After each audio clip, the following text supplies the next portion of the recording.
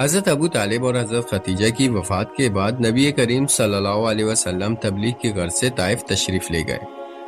طائف بارونق شہر اور موسم کے لحاظ سے عرب کا شملہ سمجھا جاتا ہے اور یہ مکہ معظمہ سے مغرب کی طرف چند میل پر واقع ہے۔ یہاں نبی کریم صلی اللہ علیہ وسلم کا واسطہ ایسے لوگوں سے پڑا جو ظلم و سرکشی میں مکے والوں سے ایک ہاتھ آگے تھے۔ طائف کے بڑے بڑے سرداروں نے شرارتی بچوں کو آپ صلی اللہ علیہ وسلم کے پیچھے لگا دیا، جنہوں نے آپ صلی اللہ علیہ وسلم پر پتھراؤ کر کے لہو لہان کر دیا۔ آپ صلی اللہ علیہ وسلم پر بے ہوشی طاری ہونے لگی تو قریب ہی انگور کے بیلوں کے سائے میں بیٹھ گئے۔ قریش مکہ کے ایک سردار ربیہ کی زمینداری طائف میں تھی۔ ربیہ کے دونوں بیٹے شیبہ اور عتبہ یہاں آئے ہوئے تھے۔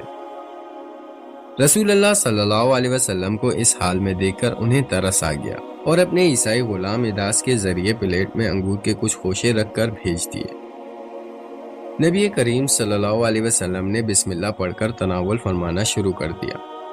بسم اللہ پر اداس کے تعجب کی کوئی حد نہ رہی۔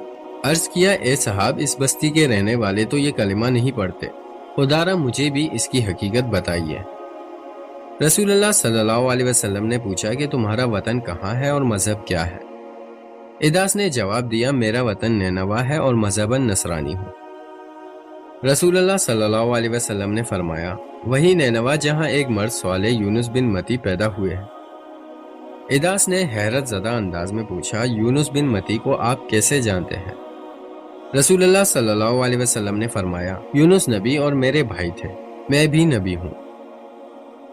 نبی کریم صلی اللہ علیہ وسلم کی زبان سے یہ کلمہ ابھی پوری طرح ادا نہ ہوا تھا کہ اداس نے سر سے پاؤں تک آپ صلی اللہ علیہ وسلم کے روئی روئی کو بوسہ دیا۔ شیبہ یہ منظر دیکھ رہا تھا، اس سے رہا نہ گیا۔ غلام واپس لوٹا تو اسے کہا، اے بدنصیب، تو اس شخص سے کس غضب کی عقیدت کا اظہار کر رہا تھا؟ اداس نے کہا کہ اس وقت دنیا جہاں میں یہ شخص سب سے بہتر ہے۔ اس نے مجھے ایسی باتیں بتائی ہیں جنہیں دوسرا جان بھی نہیں سکتا۔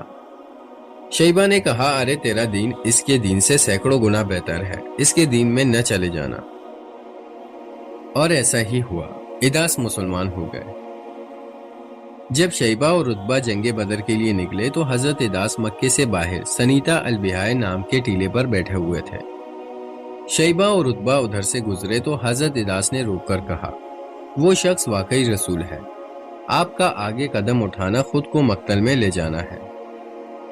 مگر شیبہ اور رتبہ کی تقدیر میں اپنے سرغنا ابو جہل سے ہم بغل ہو کر بدر کے اندھے کنویں کی نجس موت درج تھی، اور اداس کے مقدر میں بدر کی شہادت کا عروج تھا، اور ایسا ہی ہوا۔